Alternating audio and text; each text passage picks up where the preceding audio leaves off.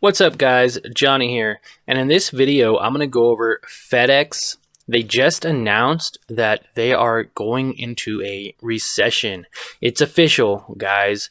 The company is now bracing for challenging times and they are going to be restructuring their operations and undergoing extreme cost-cutting measures. Now, the company withdrew full-year guidance as well as closing 90 offices and 5 corporate locations and deferring new hiring. Now, the dividend looks safe at a low payout ratio of around 39%, which is not a very high payout ratio amount. Now, their earnings per share, they missed it by $1.70.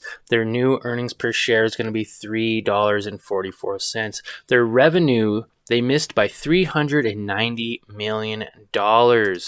Now, the FedEx only has a profit margin of around 4%. Now, while UPS actually has about a 10.92 boost, which is well over double what FedEx is. Also, FedEx announced that it's going to be suspending all hiring. On the other hand, UPS announced that it'll be adding 100,000 seasonal employees ahead of the holiday rush. What is the difference between FedEx and UPS? Well, I'm going to do some research into that video, so subscribe so you don't miss when that comes out.